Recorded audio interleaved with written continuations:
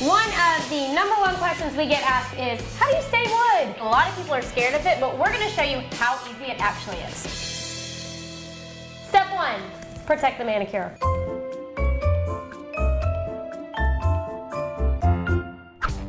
We have 3 different board stakes. We're actually going to show you 3 different ways to apply stain, but first we got to sand. To start sanding, you want to use a coarse grit sandpaper first, and then follow it up with a finer grit. I've got the coarse grit right here. Then I'm going to hand it to my lovely assistant for the finer grit. Awesome, and I'm just going over it the exact same way with the finer grit. Teach them the water popping trick. Did somebody say water popping? A little Shanty secret tip, spray the boards. You can get them pretty damp. The reason we do this is because it opens the grain in the wood and it allows that stain to soak in. And then you're gonna go back and wipe the water down. You want the board to be a little bit damp when you apply the stain. Wait till you see the difference it makes. It really gives it a rich finish. Another question that we get is, what do we use to apply the stain? We've got 3 different tools that we like to apply depending on what the piece of furniture is. #1 for the big honkin' pieces is this lamb's wool applicator. Is our very favorite. If you have a big dining table, that's the guy you want to go with. Tool #2 is a foam brush.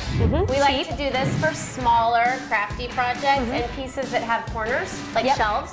Third one, a simple rag. When we have something very small, like a board, maybe a picture frame, this is a great way to go. Doesn't require anything else. Time to apply the stain. Lamb's wool first. What we love about the lamb's wool applicator is that it soaks up so much of the stain and it goes on super thick. I'll show you how we do the foam brush. Exact same application. We're going right over the wood, and going with the grain. It takes a little more dipping into the stain. Takes a little bit longer. Ashley, let me do the harder one.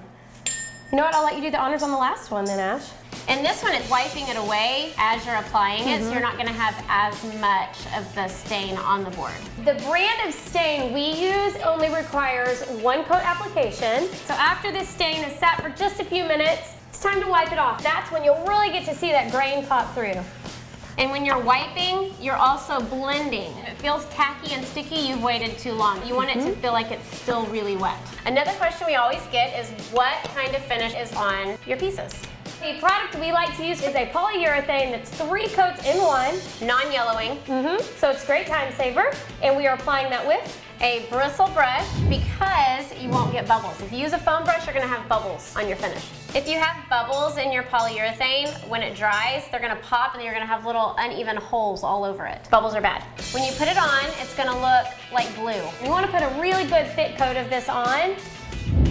This is what it's gonna look like while it's drying. It's white now, but when it dries clear. Then you've got a Shanty stain finish. Told you it was easy.